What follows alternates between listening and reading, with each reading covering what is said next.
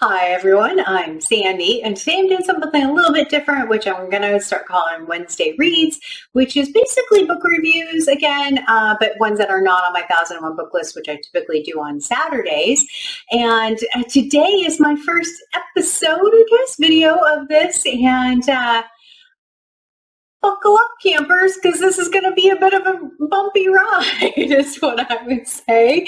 And if you're not familiar with the campers, or why I said campers, which I don't normally say, that is a nod to Sir Kieran over at KDBooks. He is the one where I got these books from, not the actual physical books, but found these books on reviews on his channel, with an honorable mention to Overly Average Ben and Larry Has Opinions, because they both talked about a couple of these books.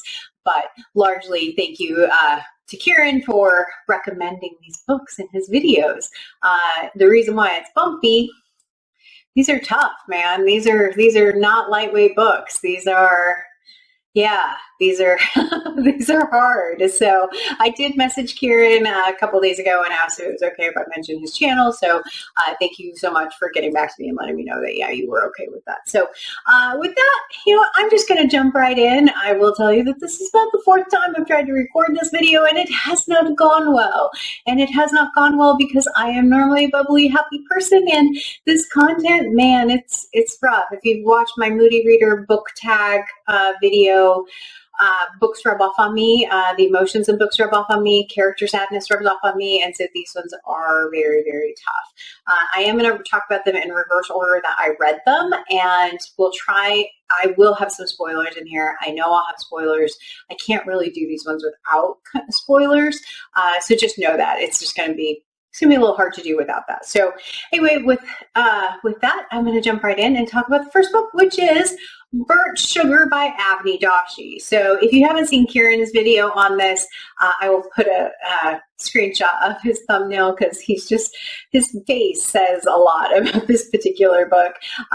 His face was a lot more joyful than mine was reading this particular book. The main thing with this book is it's the story of a mother and a daughter told through various points in their life, both from a current perspective where the daughter is an artist and she's married and caring for her now mother, who is exhibiting signs of dementia and Alzheimer's, and who is very, very difficult to deal with, especially for the daughter. And then it bounces back into time where you get to see a lot of the perspective of why the daughter just has so many challenges with her mother and all of the things that they went through when they were growing up. One of the things with this is I'll read the first paragraph, and it says, "I would be lying if I said my mother's misery has never given me pleasure. I suffered at her hands as a child, and any pain she subsequently endured appeared to me to be a kind of redemption, a rebalancing of the universe where the rational order of cause and effect aligned. But now I can't even the tally between us. The reason is simple. My mother is forgetting, and there is nothing I can do about it. There is no way to make her remember the things she has done in the past, no way to baste her in guilt. I used to bring up instances of her cruelty casually over tea, and I watch her face curve into a frown. Now she mostly can't recall what I'm talking about. Her eyes are distanced with perpetual cheer. Anyone witnessing this will touch my hand and whisper, 'Enough now. She doesn't remember, poor thing.' The sympathy she elicits in others gives rise to something acrid in me." So for me, this book, one, if you've ever had a relationship in your family that is difficult or toxic, that first line really does hit you, because just all of that negativity or feeling that you have around that person and feeling some joy when they experience pain. That was one thing that was really, really tough. The other is the Alzheimer's side of this, and that her mom is losing her memory. We unfortunately lost someone to Alzheimer's about 5 years ago, and my husband and I were a lot of her primary caregivers for a number of years, and I still, if you can see here, can't really talk about it too much because she was such an important part of our life that watching someone you love really slowly lose themselves. This book brought all of that back to the forefront as far as I'm going to pause, but I'll be back. Okay, I pulled myself together. I'm going to be able to get through this book. So this is largely the story of a mother and a daughter and their very complicated and very difficult relationship. The story transitions from a current timeline to past timelines in which we are exposed to a lot of the different scenarios that the daughter had been put through, and a lot of the challenges that she had growing up with this particular mother. The mother is not portrayed as a very nice woman in this book.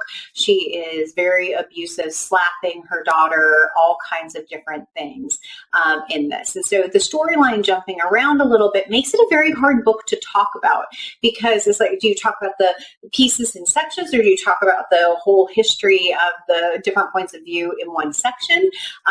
That's the part that makes it just really hard to talk about. The couple of things in here that really hit me really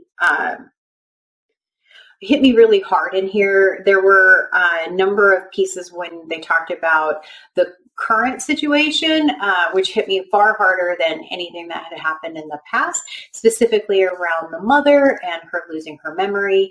There's a scene where the mother goes out in the middle of the night and is flagging someone down in her nightgown, and they have to call people to come and get her. And my particular scenario is our family member left the house, and no one knew where she was. And she had went down the stairwell to the bottom of the stairwell and was just kind of hanging out down there, not knowing how to get back to her condo at that particular point in time. So the versions of when they're going through the Alzheimer's pieces are very, very realistic. The other part that's in here, and I did try and narrow down the number of tabs on here with some stars, and it didn't help. I still have way too many. But the one in here, I recommend you find someone to help you with all of this. I wait for him to continue. He regards me with a tilted head. There are therapists you can talk to about how to handle the position you find yourself in. Caregivers in this role can suffer as much as the patients. It can be very stressful. And that was definitely my experience with taking care of someone without Alzheimer's. And so the story itself, as far as the relationship between the mother and the daughter, was incredibly believable, even though it was incredibly painful. The scenarios of the different time periods when the daughter gets sent to boarding school, and there's a nun there that they call the Terror, who basically stabs the girl with a pencil through her whole hand, and the daughter ends up getting very, very sick and ends up being rescued, basically. But there's another scene where they're begging. There's another scene where they're kind of in a commune. There's another area in the book where they have an artist living with them who is questionable in character, and it turns out that artist ends up being the focus of the daughter's art, where all she wants to do is draw the same face over and over and over again. And it was very upsetting to the mother, so much so that in one of her mother's episodes, she caught put all of the drawings on fire in the middle of the bedroom, because she didn't want the daughter drawing that anymore. And so the relationship aspect of this is the part that is really, really tough. We get closer to the end of the book, and the end of the book has where the daughter has had a baby, and the mother has come into the house because she can't live by herself anymore. And they have a bunch of people over, and the mother is basically saying that the daughter's name is Antera, and that it is Antera, and that it is her baby, and that her husband is her husband. And her daughter is standing there just going, no, that's not her name. That's not your daughter. And this is the scenario where everyone's like, it's okay, she doesn't remember. And they start humoring her. And the daughter looks over at the mother, and the mother's eyes are perfectly clear. And the look on the mother's face is just like, yeah, you don't know for certain, is she faking this now? Or is this a real a real affliction? Is she really sick, or has she been like playing this horrible mind game with her daughter all along? It just was riveting. It was incredibly, incredibly moving book. Like I said, the scenes with Alzheimer's and the forgetfulness and the process that the person goes through as far as how they degrade, how they treat each other. Yeah, not fantastic. I will say that there was one section in this book where the daughter is standing holding the new baby at a balcony, and I was just sitting there with my heart in my throat going, please don't hurt anybody, because she was in such distress over everything that had been going on, that's the first thing that entered my mind, is that she would have a real problem. So I ended up giving this book 5 stars, and I will tell you that this book, my review is definitely biased. It's biased by my own personal experiences with Alzheimer's, and just going through that process with someone and how difficult and complicated that process is. So if you pick up this book, just know that's part of this book, and it is tough. So anyway, Burnt Sugar, Avni Doshi, I would recommend it for a read. I thought it was very well done, but oh my God. Yeah, my brain's not letting this one go. And this was the easier book to talk about. So yeah, we'll see how we do with the second one. So the second book is one that is called Minor Detail. And this book I read at the end of May, and it has taken me this long to be able to figure out a way to talk about it. So there's 2 reasons why I struggle to talk about this particular book. None of them are personal ones. Like Burnt Sugar had a personal connection. This one does not have that. So the first one is very much the content. There are trigger warnings for sexual assault, abuse, all kinds of that. I am a very visual reader. I immerse myself in the content a lot. I often picture myself as the main character, which is also why this one was so hard for me. Well, Burnt Sugar was hard for me and Minor Detail was hard for me. But the content is very, very tough. So if you have any of those triggers, this may not be a good book for you. The second thing is where it's located.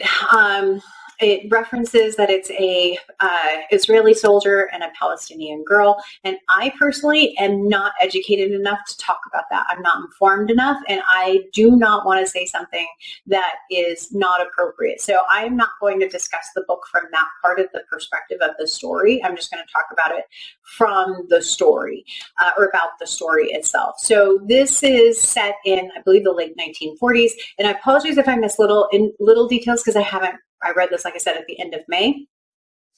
So the first piece with this is that there's a soldier who is leading a group of other soldiers. They are out in the desert, and they come across a young girl. And the first part of this is getting to know the soldier a little bit in the tent before they've even discovered the girl. And one of the things that happens to him is he's bitten by a spider in the tent. And that spider and spider bite comes back all through the first part of this book. And so it is just an interesting narrative when you talk about how this spider bite kind of reflects on everything else. But so that part happens first, and it immediately kind of starts swelling and starts getting red. The soldiers go out on patrol and find this young girl, and their treatment of this young girl from the start is horrible. Absolutely 100% horrible. Everything from just this first piece, which is eventually he turned to the still moaning black mass and lunged at her, grabbing her with both hands and shaking her vigorously. The dog barked louder and she wailed louder, and the sounds merged as he pushed the girl's head into the ground, clamping his right hand over her mouth, and her sticky saliva, mucus, and tears stuck to his hand. Yeah, this is at the point where they first get this girl, and they bring her back to camp. I don't know why I just closed that. They bring her back to camp, and one of the first things that they make her do is strip down and wash in front of the camp. And the detail that the author goes through in some of these scenarios I found really to be very, very fascinating, because this is one of those scenarios where she went into a lot of detail about the washing and the using of the hose and making sure that all of her private areas were well washed and everyone standing around gaping and watching this happen. And I tend to be shy about, everything, especially my body in particular.